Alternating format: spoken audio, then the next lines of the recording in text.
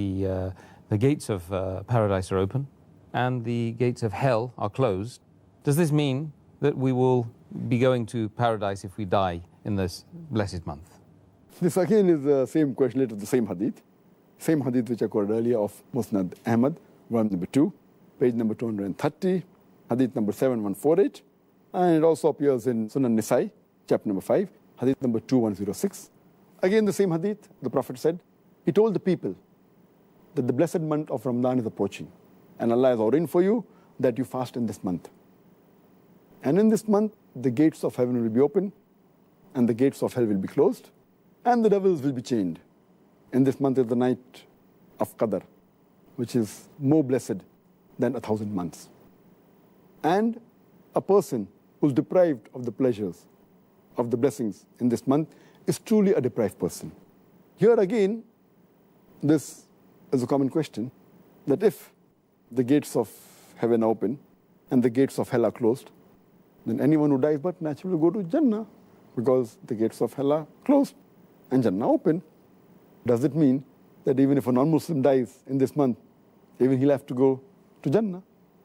The reply to this question is, when Allah says that in this month of Ramadan, the gates of heaven are open, it means the gates of heaven are inviting you to enter Jannah.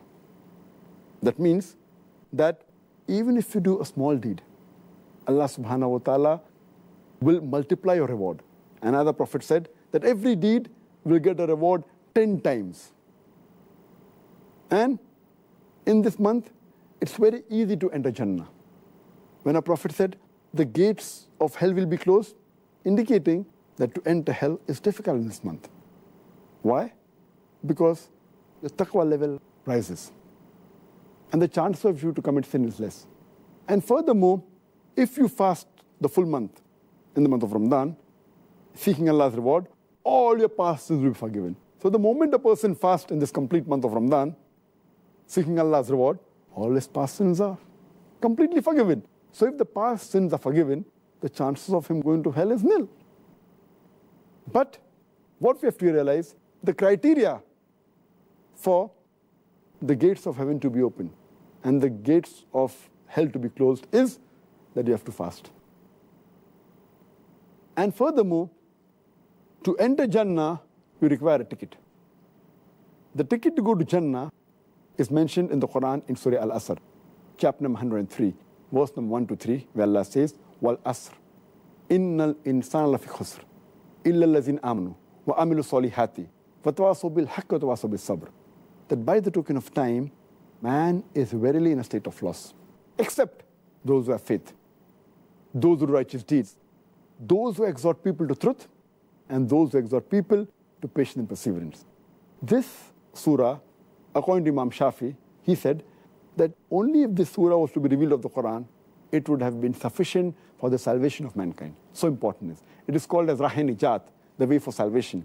And the criteria for any human being to enter Jannah is 4. First is Iman. Second is righteous deeds.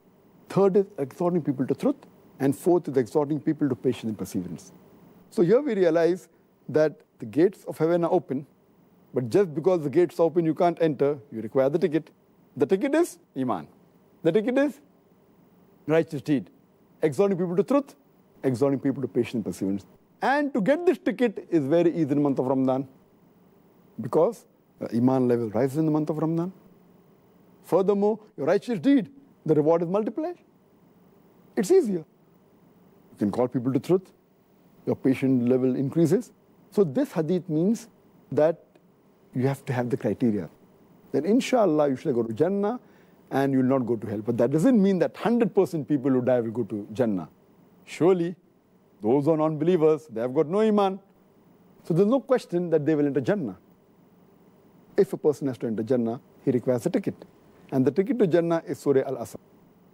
Furthermore, if you read the hadith, it says that only if you fast in the month of Ramadan, that means, and you follow all the rules and regulations, and abstain from things which are prohibited, then the doors of heaven will be open and the gates of hell will be closed.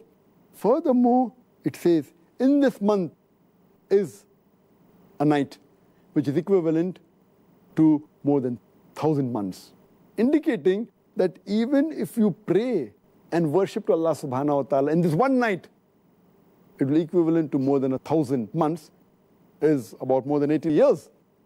Imagine. So the chances for you to get reward only in this one night is more than a lifetime. An average human being lives for 60 years. So one Laylatul Qadr is more than 1,000 months, is about more than 80 years, more than average life of a human being. The chances are very easy to go to Jannah. And the ending part of the hadith says, a person who's deprived of these blessings is truly a deprived person, indicating that everyone will not go to Jannah. Everyone will not find the doors of heaven open.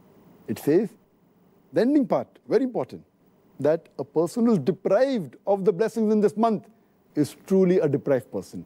That means telling us Muslims that if you cannot get the benefits of the month of Ramadan, and then if you cannot go to Jannah, then you are truly a deprived person.